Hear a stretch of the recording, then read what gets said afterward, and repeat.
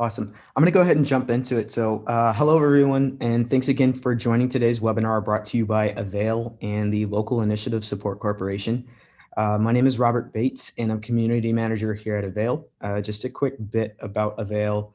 Avail is a free platform that helps improve the lives of do-it-yourself landlords and their tenants. So we currently have over 750,000 landlords and tenants from across the United States who use Avail for everything from rental listings to rental payments.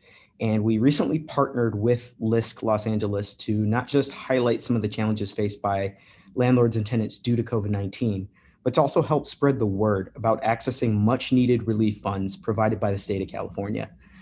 Today, I am joined by Dion Roberts, who is the president and CEO of TDA Consulting. I'm going to give Dion just a chance to make a quick introduction here in just a moment, but wanted to quickly cover the agenda. So first, we'll have a general overview of the California Rent Relief Program, just a bit about what it is, followed by an overview of the information you'll need to prepare prior to applying. And then we'll look at part of the application itself. And then at the very end of our webinar session, we'll leave some time for questions and answers for many of you who completed the registration form. Thank you for submitting those questions. For those who haven't had a chance to submit questions yet, please feel free to do so in the chat box or the Q&A section here on Zoom. And with that, I'm going to pass the mic over to Dion. Dion, take it away. The floor is yours. Great. Thank you so much, Robert, and thank you for having us here this afternoon.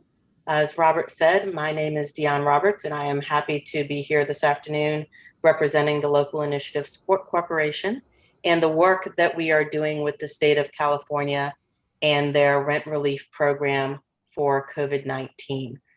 This afternoon session, as Robert said, is very much focused on landlords, and we want to be able to give you a general overview of how the program works from a landlord's perspective, what the opportunities are, what the process looks like, and then leave plenty of time for questions that come in through the Q&A or chat, as well as the ones that Robert has received already through the registration form. So with that, Robert, if you want to hit the next slide, we will go ahead and get started. So first of all, who can apply? So any landlord who owns a property that is within a jurisdiction in California that is participating in the state program is eligible to apply. Whether or not the application will be able to be processed will require the renter to be income eligible for the program and to have a financial hardship as a result of COVID-19. The program is specifically intended to address primarily rental arrears. There is an opportunity for some level of prospective rent as well as utility assistance. And if you have any questions about whether or not the location of your property makes it an eligible property, you can visit housingiskey.com and put in the address, and it will be able to give you additional information about what program your renter might be eligible for. If your renter is, I'm sorry, if you could go back to the previous slide. If your renter is income eligible, you would be eligible for 80% of past due rent that has been accrued between April 1st of 2020 and March 31st of this year. In exchange for receipt of that 80%, you are required as the landlord to waive the remaining 20% that would remain unpaid. Next slide. So while this is not making landlords 100% whole, it can make sense for a lot of different reasons. The 80-20 payment is based upon the amount of arrears at the time of application.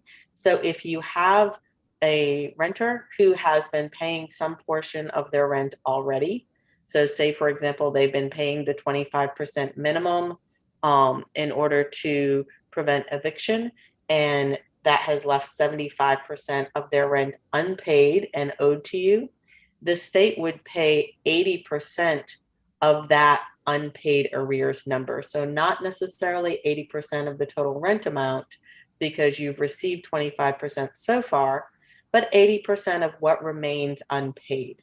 So in that particular circumstance, you would actually potentially be receiving total more than 80%.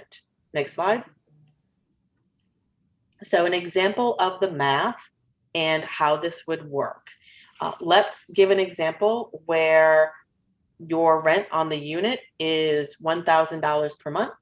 And at this point in time, there is $12,000 in total rent owed.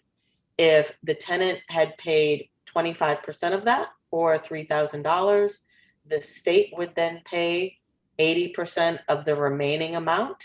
So out of the total of $12,000, you would actually end up forgiving $1,800, and you would receive a total recovery of $10,200, or 85%.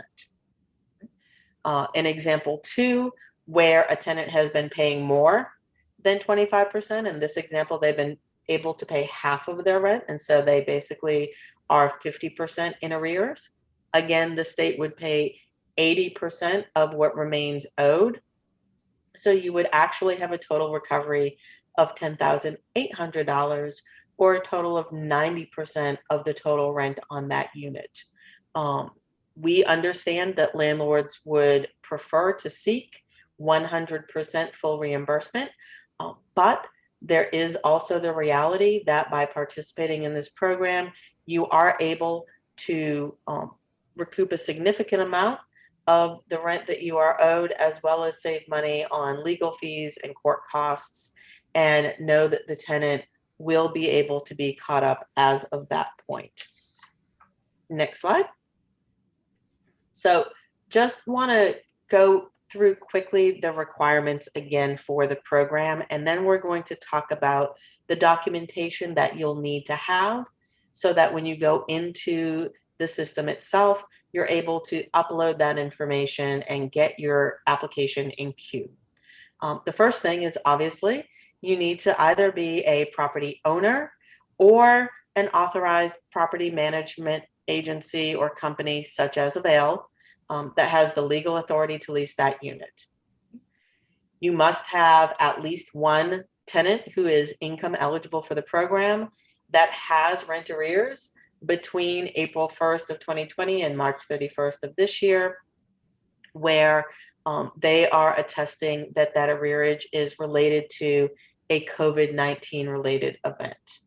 You will need to have some sort of an agreement with the eligible tenant, whether that is a formal lease document or something less formal but still written that outlines the terms of their tenancy and the rental amount that is expected to be paid and the period of time that it is expected to be paid for.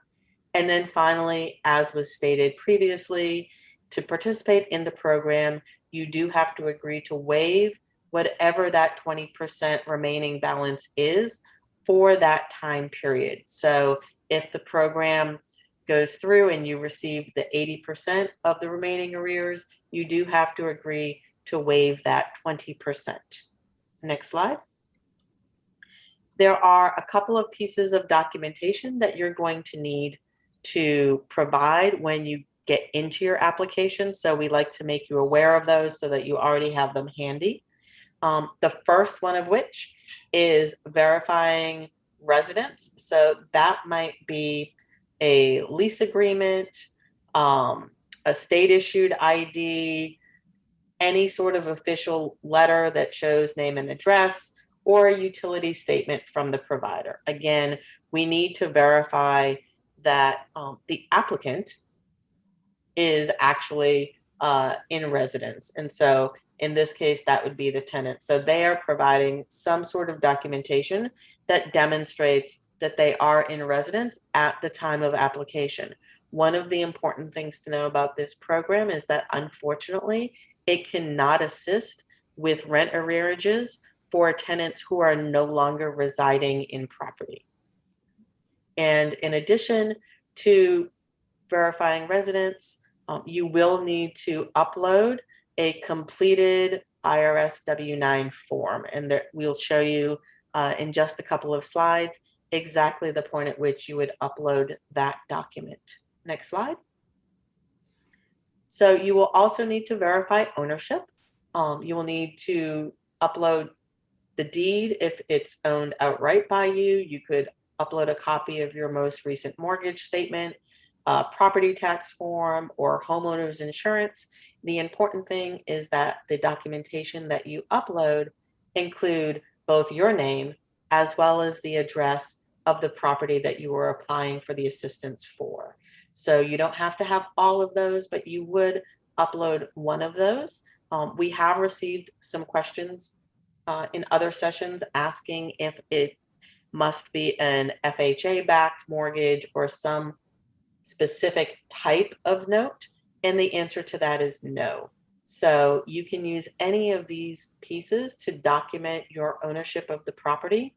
The key is that it be relevant and recent. Next slide. Once you have verified that the applicant is in residence and that you own the property, you then have to document how much rent is owed. And you may do that again by utilizing a current lease. If that lease identifies the unit and establishes the rent amount that is due to be paid every month. If you do not have a signed lease, there are some other ways that you can establish the expectation of rent. One of those might be bank statements that demonstrate that rent at that amount has been paid in the past. You might have copies of receipts that have been provided or check stubs. There is also the opportunity, when nothing else is available, to provide a written attestation related to the amount of rent owed. But what we're really looking to do is verify what that total amount is so that the calculations can be done. This is one of the pieces of information that the system cross-checks between the landlord application and the tenant application. Next slide.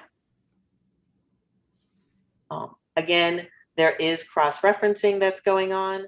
And so not just with the tenant's application, but also we're relevant with third-party databases. So we want to make sure that the information submitted is correct and reflects the most current information available at the time of application. So knowing what you need to have, the next step, once you have gathered all of that information, is to go ahead and go into the online portal and apply. Next slide. So you would visit housingiskey.com. You would select the option for COVID-19 rent relief. And in this circumstance, click on the orange box that says, I'm a landlord. It's just that simple. It will walk you through a series of questions to make sure that your property is in an area that is participating in the program. And then it will allow you, if you have not previously, to register. You are required to have an email address in order to participate in this program.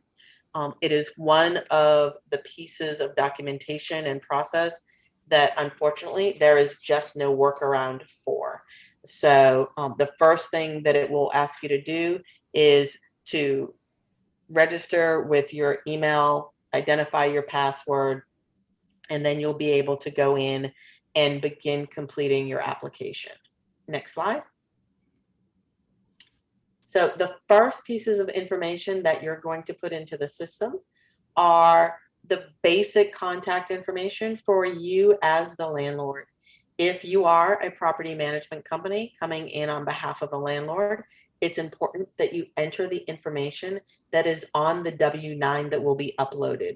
So the landlord name and the landlord address need to match the name and address on the W-9, even if perhaps that is not the address where rent payments are going when they're received from tenants, and it might not be the property manager's address or something like that, but it does need to be the information that matches up to the W-9 form. You will also provide a telephone number and email address. Again, please provide a phone number and email address of the person that you want contacted about this application, because this is the information that the program is going to use to reach out with any questions, to inform you of status, to let you know what the next steps are. So it's really important that whoever this contact information is for understands that it's been used for this purpose and is on the lookout for the information. If you have a DUNS number, you would include it. It is not required for your participation in the program. And then you would also provide either your EIN, TIN, or SSN, so your employer identification number, your taxpayer identification number, or your social security number. Again, whichever one appears on the W-9 that's being uploaded. You confirm that you provided it, and then you go ahead and upload the completed and signed copy of the W-9 form. Next slide. So the first screen is really basic. The next screen is now asking you for the information about your tenants who are going to be applying for this program. So if you have 15 tenants and only 5 of them are, you believe, income eligible and going to be applying, you don't have to provide information for all 15. You only have to provide it for the tenants that are going to be applicants to this program. It is very helpful if you have an email address for that tenant, because the system will automatically reach out to them once your application is submitted and invite them to go into the system and complete their portion of the application on their side of the portal. If you have 10 or more tenants, you do not have to do individual applications for everybody. You can actually upload your tenant information using an Excel spreadsheet. And you just click on where it says click here. It allows you to upload the spreadsheet and you're done. So you don't have to enter. If you have 50 tenants, you're not doing 50 separate applications. And that's even if they're at different addresses. So as many tenants as you have that are all tenants under the same landlord with the same W-9 information, all of that can go in here. For each tenant, you're going to provide, the email address, the address of the unit, a phone number if you have it. You're going to upload whatever the documentation is that you have that demonstrates how much they owe. And you're going to upload whatever you have that constitutes your written agreement or your lease documentation. Next slide. Once you have done that, that is all that you have to do at that time. There are a number of certifications and attestations that you're making when you click on submit, and I strongly encourage you to review all of them. It includes information verifying that the information related to the amounts owed is accurate, the tenants are accurate to the best of your knowledge. You are also agreeing to the forgiveness of the 20% should the application be approved and funded. So again, really encourage you to carefully read all of those certifications prior to clicking on submit. If you go ahead and click on submit and you discover that you have not uploaded all of your information, you do have to actually reach out to the help desk to have them reopen the application for you. And once you are officially finished, you'll receive a message that says application submitted. So again, on the landlord side, the information that's required is fairly minimal. Proof that the unit is in an eligible area, proof that the tenant resides there, documentation of the amount of arrearages owed, and information, frankly, on how to get the money to you. So your W-9 information. So with that, Robert, I believe we are pretty much ready to move into the Q&A portion of the program. Awesome. Thank you so much, Deanna. I'm actually going to go ahead and read a few of the questions that we got here via the Google registration form. It actually, as you were reading through the last few slides, sounds like you answered a few of these questions, but the first one that I have is, I have multiple tenants that share a lease. Should I fill out a form for just one of them or both? And then the other question that follows that is, what is the process for uploading multiple tenants? So it sounds like we're getting a lot of questions around, if you have more than one tenant, what's that process look like? So the uploading of multiple tenants, you can use the Excel option if you have 10 or more. Otherwise, you can just do them as additional lines. If you have tenants that share a lease, so that is, so there are lots of variations on this theme, right? In this specific question, we're talking about two tenants who are on one lease, who I am going to assume, because of the question, are unrelated. In this instance, what you would do is you would upload the information for both of them, meaning the total amount of arrearages owed. And in most leases, even if you have multiple tenants, there is a lead tenant, right? So there is sort of the primary leaseholder or tenant, and that is the name you would use. The case management team on the other side of the system, once the tenant comes in and applies, they cross-check all of the information. And if there are discrepancies, there are opportunities to clarify those or correct those. So I would encourage you to put in the information that matches up to your knowledge of the situation, and understand that there is an opportunity to rectify some of those discrepancies. But, just like they will look at the amounts reported as arrearages, they will also look at tenant names and all of that kind of stuff. Got it. Okay, great. One of the other follow-up questions that we got here: what do you do when tenants choose not to participate in the assistance program, even though you as a landlord have filled out the forms? Oh, I wish I had an answer that would make people happy. This program, as rolled out by the Treasury Department, is primarily intended to assist the renter. So that is why it's called the Rent Relief Program, right? And so unfortunately, as a result, if a tenant elects to participate, a landlord cannot participate in the program without them. What I would suggest is that you go ahead and fill out the form, for a couple of reasons. First of all, there's no harm. It's not sort of administratively excessive on your side of the aisle. And if they decide at the last minute that they're going to go ahead and apply for the program, your information is already in there, and it just streamlines the process. So unfortunately, there's nothing that can mandate that they apply for it. We have calls multiple times a week with local jurisdictions.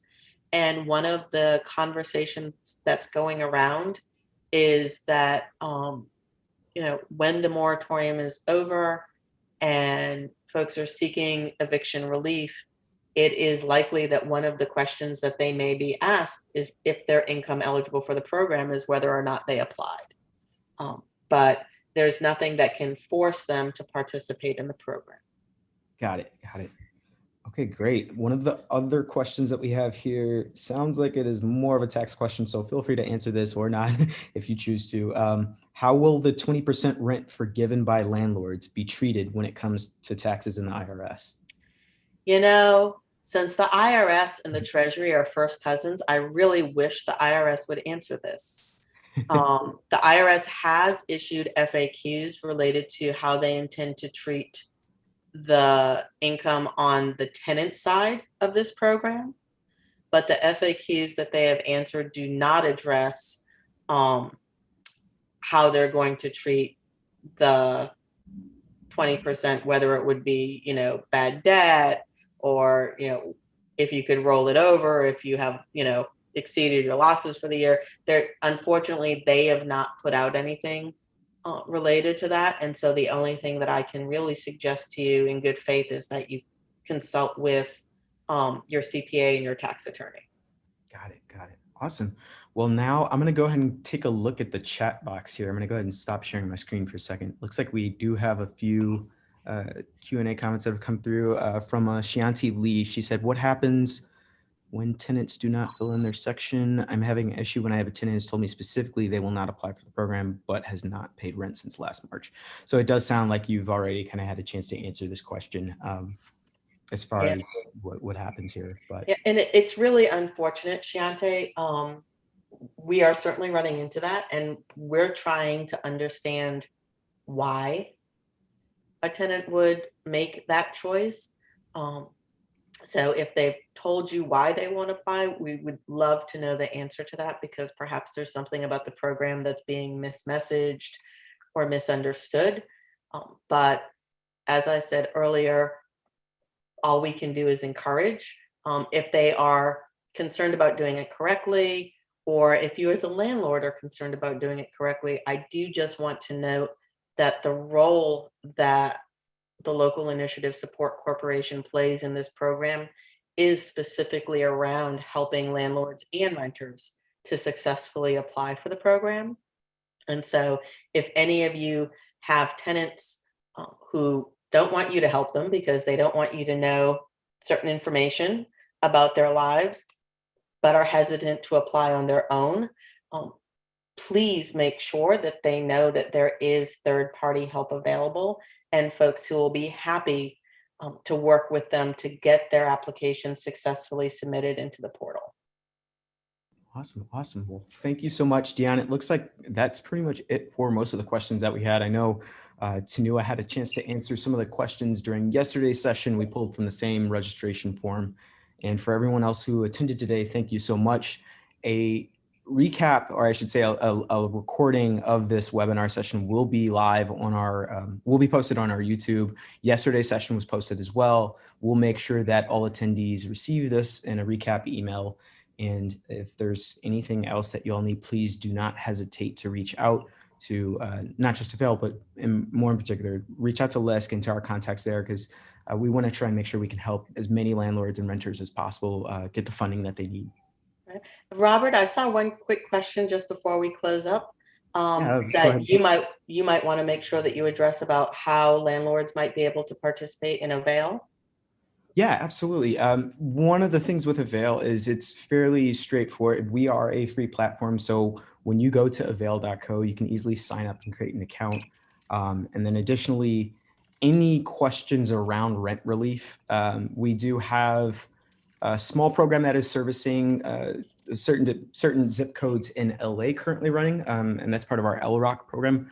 But having said that, we definitely want to make sure that we can help any landlords in need. And so if you're interested in finding a tool or resource that can help make managing your rental experience that much easier, please visit avail.co. It is free to sign up, and you can get started with an unlimited account, which includes all the premium features.